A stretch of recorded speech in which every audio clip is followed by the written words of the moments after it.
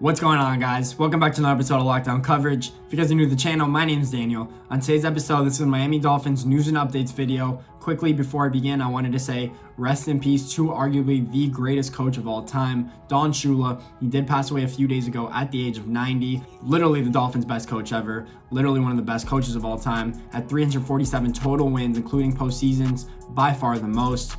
Did also coach the Dolphins for 33 consecutive seasons, by far the most. Did lead the Dolphins to the only Super Bowl and undefeated season ever in 1972, which is by far the best, which is why I think he is the best coach of all time. Also led the Dolphins to a 73 championship. I did see him at the Cincinnati Bengals game this past season for the Miami Dolphins. Last time I did actually get to see him, but rest in peace to the best coach of all time. So first thing I actually did want to get down to is that we did make some roster moves a few days ago in terms of our defensive end position. We did cut Taco Charleston, in which I was going to discuss in another video, but I had to cut that part out because we cut him and he wasn't going to be part of our Dolphins future on our roster. The reasons I thought we might have cut him is because he had character concerns. Maybe he didn't fit the bill in terms of what we really wanted out of a worker, out of an intelligent player. Maybe that's why he didn't really work out in Dallas. So I'm not so surprised that we cut him, even though he did have 5 sacks in 10 games last year,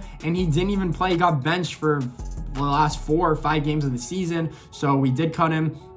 He got waived, did sign with Kansas City.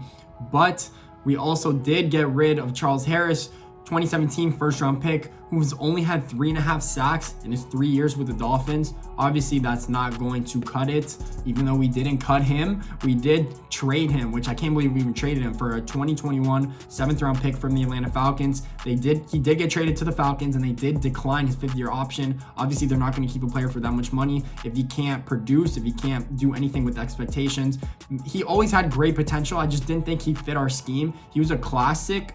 He was a stand-up linebacker. He wasn't a classic defensive end that puts his hand in the dirt. That's why we kind of put him to do so, even though that last year in that Brian Flores scheme, he was kind of a stand-up linebacker because he can't protect against the run. He is a good pass rusher, but that's pretty much all he could do. Not surprised that we got rid of him there.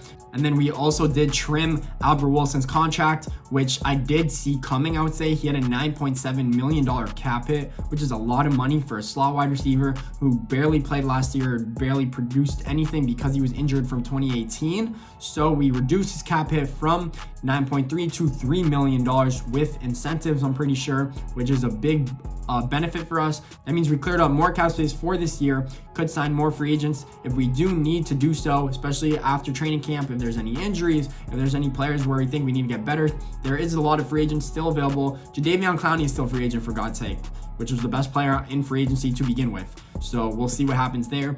And then some other updates with the Dolphins is that they actually did announce numbers on jerseys for rookies and free agent signings, all new players as well. Here's some players you guys would actually want to know about. Tua Tagovailoa did actually pick the number 1. You kind of need to have a lot of confidence as a quarterback to pick the number 1, but it fits the bill. It actually is the first Dolphins quarterback that is ever going to wear the number 1. Love that Tua is actually doing that. Brandon Jones from Texas is wearing 45.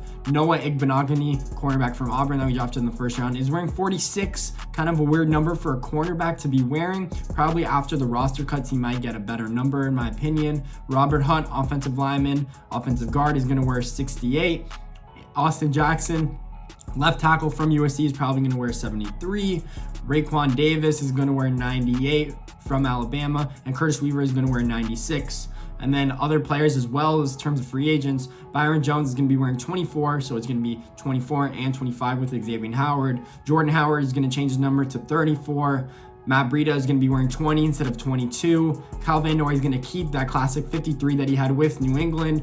Eric Flowers is going to be wearing 75. Shaq Lawson is going to take 90, especially after Charles Harris did get traded to Atlanta for that 7th-round pick. So Shaq Lawson is probably happy that he gets to keep that 90 number. And Emmanuel Ogbah is going to be wearing 91. So those are all the new number updates. In terms of later videos, I will be doing Miami Dolphins win-loss records because the NFL schedule does come out on May 7th. So I'm going to be breaking down who I think we have a good chance of beating and who I think we probably have a good chance of losing to. So make sure you guys actually stay in touch because I will be posting this video on May 7th. Thanks for watching, guys. Really appreciate it.